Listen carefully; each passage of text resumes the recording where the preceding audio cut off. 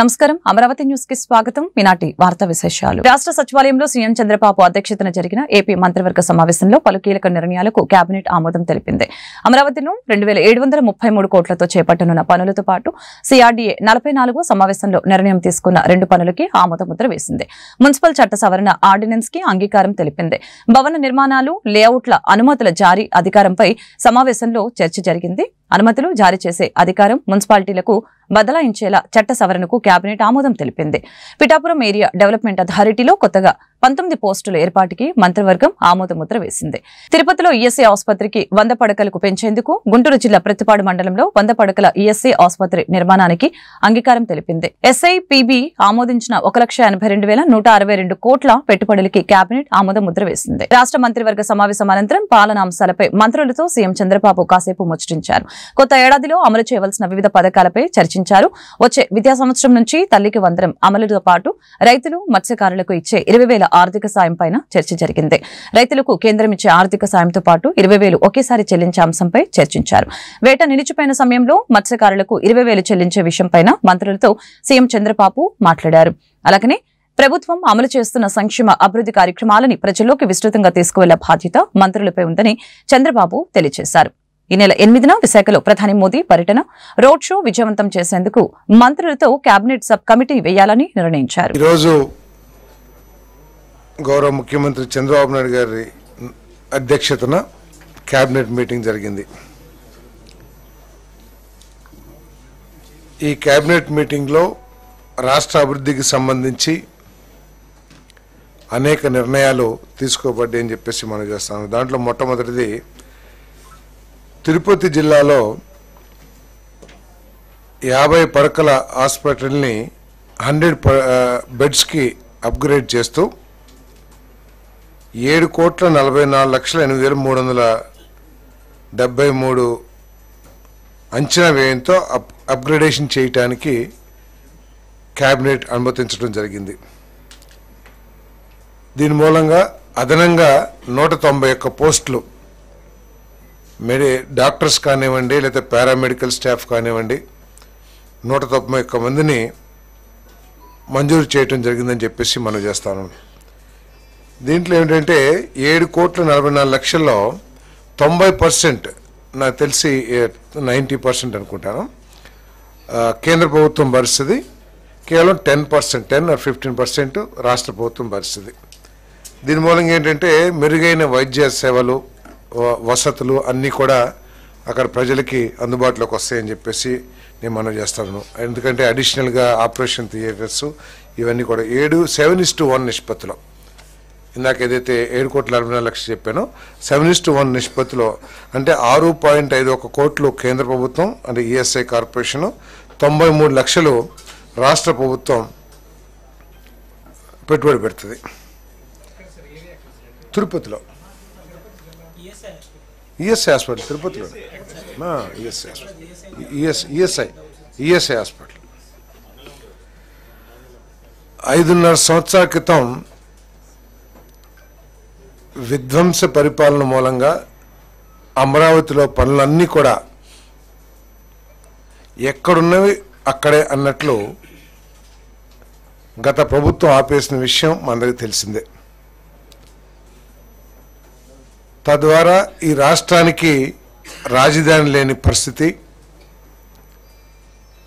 మాజీ మంత్రి జేసీ దివాకర్ రెడ్డికి చెందిన ట్రావెల్స్ బస్సు మంటల్లో దగ్ధమైంది. అనంతపురంలోని ఆర్టీసీ బస్టాండ్ సమీపంలో గురువారం తెల్లవారుజామున ఈ ఘటన చోటు చేసుకుంది. మొత్తం 4 బస్సులను అక్కడ నిలిపి ఉంచగా వీటిలో ఒకటి పూర్తిగా దగ్ధమైంది, మరొకటి పాక్షికంగా కాలిపోయింది. స్థానికుల సమాచారంతో అగ్నిమాపక సిబ్బంది ఘటనా స్థలానికి చేరుకుని మంటలను అదుపులోకి తీసుకువచ్చారు. షార్ట్ సర్క్యూట్ వలన ప్రమాదం జరిగిందా, ఆకతాయిలు చేసిన పనా అనే కోణంలో పోలీసులు విచారణ చేపట్టారు. Guntur rowdy sheeter Borugadda Anil bail petition ని ఏపీ హైకోర్టు కొట్టివేసింది. నిందితుడు సోషల్ మీడియాలో అసభ్యకర పోస్టులు పెట్టడమే పనిగా అని వ్యాఖ్యానించింది.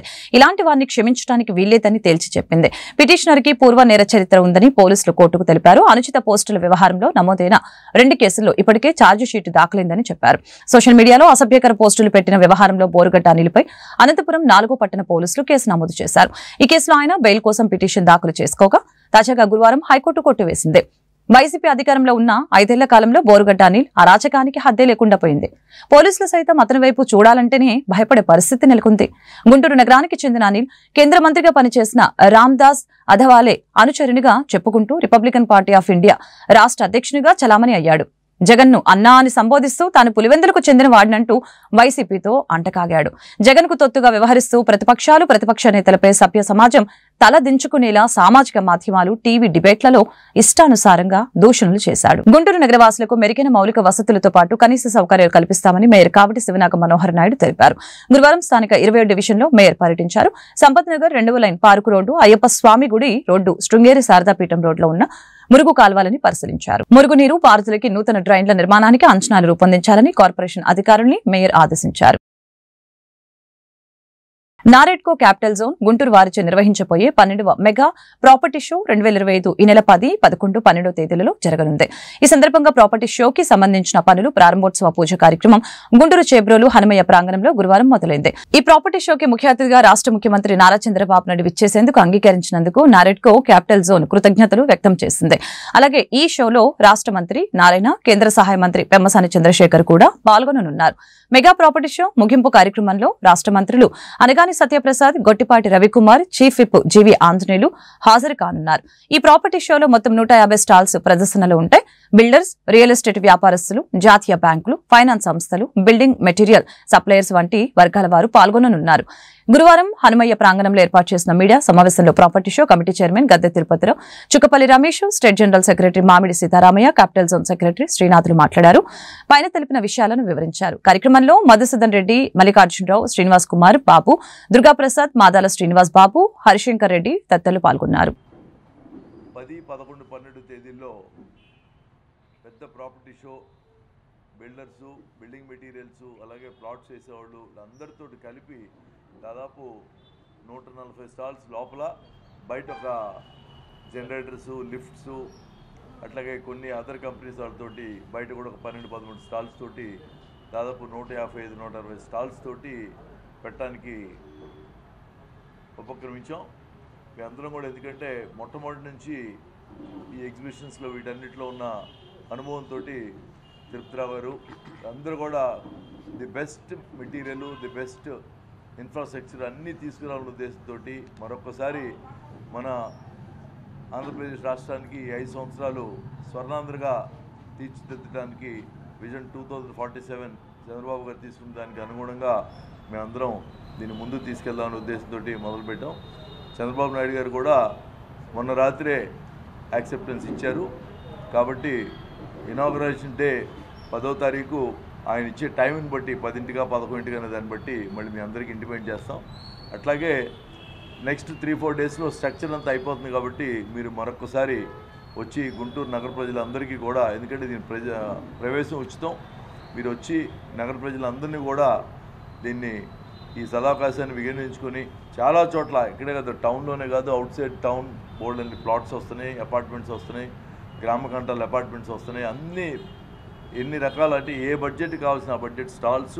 అట్లాగే ఈసారి కొత్తగా విల్లాస్ కట్టే కంపెనీస్ 3-4 విల్లాస్ కట్టే కంపెనీస్ వీళ్ళందరూ వస్తున్నారు. తర్వాత లేటెస్ట్ మెటీరియల్, ఇప్పుడు ఈ టైల్స్ మ్యానుఫ్యాక్చర్స్ ఎవరైనా సరే మన ఆంధ్రాలో తిరుపతిలో 3-4 ఫ్యాక్టరీలు పెట్టి, కజారియా, సింపోలో, రీజెన్సీ వీళ్ళందరూ కూడా కొత్త ఫ్యాక్టరీస్ పెట్టి చాలా కాంపిటేటివ్గా చాలా ప్రైస్లో తీసుకుని రాబోతున్నారు. వాళ్ళందరూ ప్రోడక్ట్స్ కూడా ఉంటాయి. కాబట్టి ఇంటీరియర్స్ నగర ప్రజలందరికీ మీ ద్వారా మేము తెలియజేస్తుందంటే తప్పకుండా ఈ ఎగ్జిబిషన్కి విచ్చేయండి. ఇవి వచ్చేసి ఈ వచ్చిన న్యూ మెటీరియల్ అన్నిటికీ కూడా మీకు ఒక ఇది వస్తుంది, ఒక అవేర్నెస్ వస్తుంది. అట్లాగే ఎవ్రీ డే లక్కీ డిప్ పెడుతున్నాం, last day lucky bumper draw పెడుతున్నాం. కాబట్టి మీరు అందరూ కూడా ఈ 3 days వచ్చి మమ్మల్ని ఆదరించవలసిందిగా మరొకసారి కోరుకుంటూ, మిగతా విషయాలని తిరుపతిరావు గారిని అట్లాగే మా సెక్రటరీ, స్టేట్ సెక్రటరీ సీతారామయ్య గారిని కూడా, ఎందుకంటే హృదయపూర్వక నమస్కారాలు. ఎందుకంటే ఎక్కడ ఏది జరిగినా, ఎటువంటి పరిస్థితుల్లోనూ, ఎటువంటి సమయంలోనూ జరిగినటువంటి విషయాలన్నింటినీ, జరగబోయే విషయాలన్నింటినీ ప్రజల వద్దకు తీసుకెళ్లే ఏకైక సాధనం మీడియా. కాబట్టి మీడియా వారి కష్టాన్ని గుర్తించి మనం తప్పనిసరిగా వారికి ప్రత్యేకమైనటువంటి ధన్యవాదాలు తెలియజేస్తున్నాను. ముఖ్యంగా ఈ ప్రాపర్టీ షో ఉద్దేశం ఏంటంటే, ఇక్కడేదో వ్యాపారం జరుగుతుంది, వ్యాపారం అని కాదు.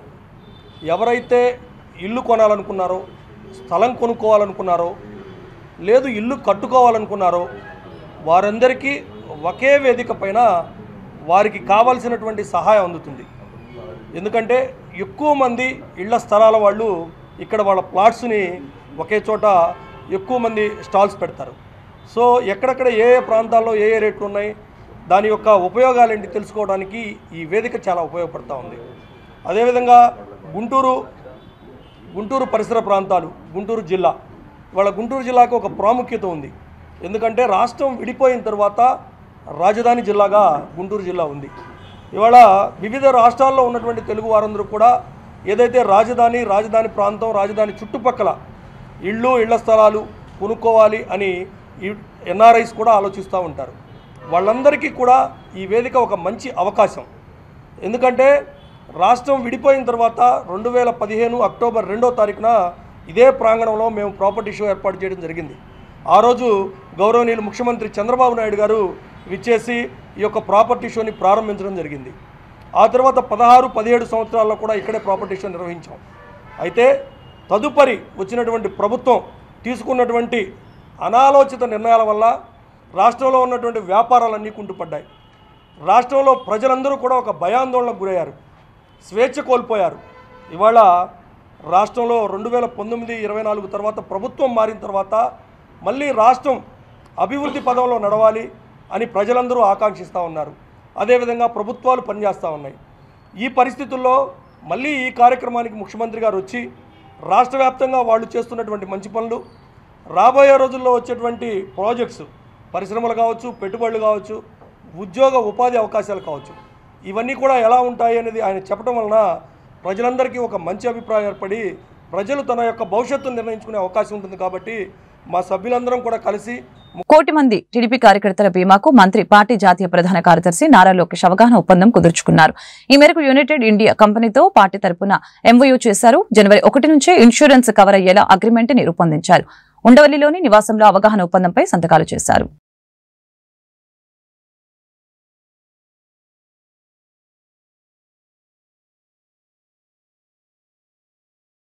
జాతీయ క్రీడా పురస్కారాలని కేంద్ర ప్రభుత్వం ప్రకటించింది. 4గురికి భారత అత్యున్నత క్రీడా పురస్కారమైన మేజర్ ధ్యాన్ చంద్ర ఖేల్ రత్న, 32 అర్జున అవార్డులు, 5 ద్రోణాచార్య అవార్డులు కేంద్రం ప్రకటించింది. అర్జున పురస్కారాలని దక్కించుకున్న వారిలో 17 మంది పారా అథ్లెట్స్ ఉండటం విశేషం. అర్జున అవార్డులు అందుకున్న వారిలో తెలుగు రాష్ట్రాలకు చెందిన 2 క్రీడాకారులు ఉన్నారు. విశాఖకు చెందిన రన్నర్ జ్యోతి ఎర్రాజీ, వరంగల్ జిల్లాకు చెందిన పారా అథ్లెట్ జివాంజీ దీప్తి ఎంపికయ్యారు. చంద్రబాబు నాయుడు మాటలకి అర్థాలు వేరని, చేతలకు మాటలకు పొంతన ఉండదని మాజీ మంత్రి, గుంటూరు జిల్లా వైఎస్ఆర్ కాంగ్రెస్ పార్టీ అధ్యక్షులు అంబటి రాంబాబు వ్యాఖ్యానించారు. ఈ మేరకు గుంటూరు సిద్ధార్థనగర్లోని తన క్యాంపు కార్యాలయంలో అంబటి రాంబాబు మీడియాతో మాట్లాడారు. కూటమి ప్రభుత్వం వచ్చే 6 నెలలు అవుతున్నా కూడా ఆంధ్రప్రదేశ్లో వైఎస్ఆర్ కాంగ్రెస్ పార్టీ నాయకులు, కార్యకర్తలపై కక్ష సాధింపులు తప్ప అభివృద్ధి శూన్యమని మండిపడ్డారు. అధికారంలోకి వచ్చి 6 నెలల్లోనే 1,00,000 కోట్ల పైన అప్పులు చేశారని, ఎక్కడ ఖర్చు పెట్టారో ఏమయ్యాయో తెలియటం లేదని తెలియజేశారు. చంద్రబాబు నాయుడు చెప్పే అబద్దపు మాటలని ఆంధ్రప్రదేశ్లోని ప్రజలు నమ్మటం లేదని, ప్రజలకి అవి అబద్దాలని అర్థమైపోయినట్లు తెలిపారు. ఎన్ని తప్పులు చేసినా బయటకు రాగలిగిన వ్యక్తి నారా చంద్రబాబు నాయుడు అని అన్నారు. చంద్రబాబు నాయుడు గారిని మించినంత ధనవంతుడైన సీఎం ఎవరూ లేరని అది నాకు ఆధారం. 2 ఎకరాలతో ప్రారంభించబడిన ఆయన జీవితం ఇవాళ లక్షల కోట్లతో జరుగుతున్నటువంటి వ్యవహారం. ఇందాక చూసా, స్పెషల్ ఫ్లైట్లో వచ్చాడు లోకేష్. మరి ఎవరి డబ్బులు నాకు అర్థం కాదు, ప్రభుత్వ డబ్బులు ఎవరు ఢిల్లీ నుంచి స్పెషల్ ఫ్లైట్లో వచ్చాడంట. ఇక్కడ పవన్ కళ్యాణ్ గారు ఎదురెళ్ళి సెకండ్ ఇచ్చాడంట. ఇందాక పత్రికలో చూసాను నేను ఫోటో. ఎయిర్పోర్ట్లో స్పెషల్ ఫ్లైట్లో వచ్చాను ఢిల్లీ నుంచి. మరి ప్రభుత్వ సొమ్ము మరి ఆయన సొమ్ము నాకు తెలియదు. అదేది ఏంటంటే ఆధారాలు ఇవన్నీ ఉంటే అవన్నీ తర్వాత చూసుకున్నాం. నేను ఒక స్పష్టమైన ఆరోపణ చేస్తున్నాను. దానికి నిన్నగాక మొన్నే ఆ ఏడీఆర్ అనేటువంటి సంస్థ నారా చంద్రబాబు నాయుడు గారు ఈ దేశంలోనే అత్యంత ధనవంతుడైనటువంటి ముఖ్యమంత్రి, అందరు ముఖ్యమంత్రులు విలువ కలిస్తే ఆయనకు సమానం అన్నట్టుగా రాశారు. ఇది అందరూ మనం చూసాం. ధనార్జన. నేను ఒక మాట చెప్తానండి, మీరు అడిగారు కాబట్టి. అసలు భారతదేశంలో ఆంధ్రప్రదేశ్లో ఉన్నంత కాస్ట్లీ ఎలక్షన్స్ ఎక్కడా లేవు. మనందరం తెలుసుగా కాస్ట్లీ ఎలక్షన్స్. కారణం ఎవరు తెలుసా? సాక్షాత్తు ఈ అబద్ధాల కోరు, తడిగుడ్డలతో గొంతులు కోసేటటువంటి చంద్రబాబు నాయుడు గారే దానికి కారణం. ఎక్కడా లేవు. కర్ణాటకలో లేదు, తమిళనాడులో లేదు, ఒరిస్సాలో లేదు, ఆంధ్రప్రదేశ్ ఎక్కడ లేదు కాస్ట్ ఎలక్షన్. కేవలం చంద్రబాబు నాయుడు గారు అధికారం నిలబెట్టుకోవడం కోసం నోట్లతో రాజకీయం చేసినటువంటి దుర్మార్గమైనటువంటి రాజకీయవేత్త నారా చంద్రబాబు నాయుడు గారు. ఎన్టీ రామారావు గారు ముఖ్యమంత్రిగా ఉన్నప్పటి నుంచి నేను రాజకీయాలు చూస్తున్నాను. ఎన్టీ రామారావు గారు ఓటమి పాలైనప్పుడు, మరి చెన్నారెడ్డి గారు అధికారంలోకి వచ్చినప్పుడు నేను తొలిసారిగా ఎమ్మెల్యేనయ్యా. ఆ రోజుకి ఈ రోజుకి లెక్కలు చెప్పకూడదు, కానీ ఎంత వ్యత్యాసం అండి ఎన్నికల ఖర్చులు. దీనికి కారణం మధ్యలో చంద్రబాబే కదా, మీకు ఎవరు ఉన్నారా? ఎన్టీ రామారావు దించి చంద్రబాబు అధికారంలోకి రావడం కోసం అడ్డదారులు తొక్కి డబ్బులు ఖర్చు పెట్టి మన పనులు చేసి ఇవాళ నందనాధికారులు నాంత గొప్పోడు లేడు, నాంత నిజాయితీ పరుడు లేడు, నేను కక్షాధిపతులు అసలు ఉండవు, మొత్తం అన్ని అవే పనులు. నూతన సంవత్సరాన్ని పురస్కరించుకుని ఆర్థికంగా వెనుకబడిన వారికి ప్రత్యేక రాయితీలతో కూడిన వైద్యాన్ని అందించడం జరుగుతుందని Adhunika multi speciality hospital managing partner doctor Kadiyala Shilpa Sindhura తెలిపారు. గుంటూరు నగరం కొత్తపేటలోని ఆధునిక మల్టీ స్పెషాలిటీ హాస్పిటల్ ఏర్పాటు చేసిన విలేకరుల సమావేశంలో Adhunika multi speciality hospital managing పార్ట్నర్లు డాక్టర్ కడియాల శిల్ప సింధూర మరియు doctor Veernala Pratyush, doctor MV Harika, doctor P Prithvi మాట్లాడారు. తెలుగు రాష్ట్రాల ప్రజలకి నూతన సంవత్సర శుభాకాంక్షలు తెలిపారు. అత్యుత్తమ వైద్య సిబ్బంది, అత్యాధునిక వైద్య పరికరాలతో ఎన్నో క్లిష్టమైన సర్జరీలను సైతం విజయవంతంగా నిర్వహించడం జరుగుతుందని తెలిపారు. ఈ సందర్భంగా వారు మాట్లాడారు. నూతన సంవత్సరం సందర్భంగా ఆర్థికంగా వెనుకబడి వైద్యాన్ని పొందలేని వారికి ప్రత్యేక రాయితీలతో కూడిన వైద్యాన్ని అందించడం జరుగుతుందని చెప్పారు. గుంటూరు నగర మరియు పరిసర ప్రాంత వాసులు ఈ అవకాశాన్ని సద్వినియోగం చేసుకోవాలని వారు కోరారు. నమస్కారం, నా పేరు doctor Shilpa Sindhura Kadiyala, consultant obstetrician and gynaecologist, Adhunika multi speciality hospital, Guntur Kothapeta శివాలయం పక్కన ఉంది. ముందుగా ఈ సంవత్సరం 2025 అందరికీ నూతన సంవత్సర శుభాకాంక్షలు. సో ఇప్పుడు మన హాస్పిటల్ గురించి ఒక 2 మాటలు చెప్పుకుందాం. ఇది ఆధునిక మల్టీ స్పెషాలిటీ హాస్పిటల్ అండి, మన కొత్తపేట శివాలయం పక్కన ఉంది గుంటూరు. ఇందులో ఆబ్స్టెట్రిక్స్ అండ్ గైనకాలజీ నేను డాక్టర్ శిల్ప సింధూర కడియాల చూస్తున్నాము, పల్మనాలజీ డాక్టర్ ప్రత్యూష్ గారు, ఈఎన్టీ డాక్టర్ హారిక గారు అండ్ ఆర్థోపెడిక్స్ డాక్టర్ పృథ్వీ గారు. ఇక్కడ అన్ని రకాల వైద్య సదుపాయం కలదండి. ఇక్కడ ఐసీయూ, వెంటిలేటర్ సపోర్ట్, 3 రకాల ఓటీ, డయాలసిస్, అన్ని రకాల క్రిటికల్ కేసెస్ ఇక్కడ మంచిగా ట్రీట్మెంట్ చేసుకొని పేషెంట్స్ చాలా సక్సెస్ఫుల్గా హ్యాపీగా వెళ్తున్నారు. గత సంవత్సరం గడిచిన ఏడాది ఎన్నో రకాల కాంప్లికేటెడ్ కేసెస్, ఎన్నో ఇబ్బందులతో వచ్చిన కేసెస్ అన్నీ కూడా హ్యాపీగా ఇంటికి వెళ్ళారు. ఎగ్జాంపుల్స్గా ఒక్కొక్క డిపార్ట్మెంట్లో ఒక్కొక్క కేసు గురించి చెప్తాను. ముందుగా నా డిపార్ట్మెంట్ గైనిక్, ఒక పేషెంట్ 3వ నెలలో ర్యాట్ పాయిజన్ అంటే ఎలుకల మందు తీసుకొని వచ్చారు. చాలా క్రిటికల్ కండిషన్లో వచ్చారు. అప్పుడు డాక్టర్ గారు ట్రీట్ చేశారు. ముందు పేషెంట్ని బయటేయటమే చాలా పెద్ద ప్రాబ్లం అయితే పేషెంట్ బయటపడటమే కాక లోపల ఉన్న బిడ్డని కూడా చాలా క్షేమంగా 9 నెలల వరకు లాక్కొని రాగలిగాము. ఆమెకి ఇంతకుముందు 2-3 అబార్షన్లు అయినాయి. అయినా కూడా ఈ కేసుని చాలా ఛాలెంజింగ్గా తీసుకొని మదర్ అండ్ బేబీని ఇక్కడే డెలివర్ చేసి సక్సెస్ఫుల్గా ఇంటికి పంపించాం. 2వ కేసు డాక్టర్ గారిది ARDS అంటాం, అంటే సడన్గా రెస్పిరేటరీ ఫెయిల్యూర్. సడన్గా అంటే ఫీవర్ ఆర్ వైరల్ ఇల్నెస్ వచ్చేసి సడన్గా ఆయాసం వచ్చేసి రెస్పిరేటరీ ఫెయిల్యూర్లోకి వెళ్ళిపోయి సాచురేషన్స్ అన్నీ డ్రాప్ అయిపోతాయి అన్నమాట. అంటే మనకి 94-95 పైన ఉండాల్సిన సాచురేషన్ సడన్గా 70-60కి వచ్చేస్తాయి. అలాగ రావటం వల్ల వాళ్ళు వెంటిలేటర్ మీదకి వెళ్తారు. అలాంటి ఎన్నో కేసులు డాక్టర్ గారు చాలా జాగ్రత్తగా ట్రీట్ చేసి వెంటిలేటర్ నుంచి బయటికి తీసుకొచ్చి పేషెంట్ హ్యాపీగా పంపించారు. అదే కాకుండా గత ఏడాది గడ్డి మందు, మీకు అందరికీ తెలుసు చేలల్లో గడ్డి మందు వాడతారు, దానికి విరుగుడు ఉండదు, అసలు గడ్డి మందు వాసన చూస్తేనే బతకరు. అలాంటి 2 గడ్డి మందు కేసెస్, క్రిటికల్ కేసెస్ మనం తీసుకొని 2 ప్రాణాలని కాపాడి హ్యాపీగా బయటికి పంపించాం. 3వది డాక్టర్ హారిక మేడం కింద ఈఎన్టీ, కోలిస్టిటోమా అని ఉంటుంది అనమాట, చెవిలో వస్తుంది. అది లోకల్ క్యాన్సర్ కింద ఆ చుట్టూ స్ప్రెడ్ అయిపోయి ఆ చుట్టుపక్కల ఉన్న బోన్స్ అన్నీ కూడా తినేస్తుంది, అంటే మనకి వినికిడి పోతుంది. అలాంటి కేసెస్, ఛాలెంజింగ్ కేసెస్ మేడం తీసుకొని ఆ కోలిస్టిటోమా అదంతా క్లియర్ చేసి మళ్ళీ రీకన్స్ట్రక్ట్ చేసి మొత్తం వాళ్ళకి మంచిగా వినపడేలాగా ట్రీట్ చేసి. ఈ వార్తలు ఇంతటితో సమాప్తం. మరొక బులెటిన్ మళ్ళీ కలుద్దాం. నమస్కారం.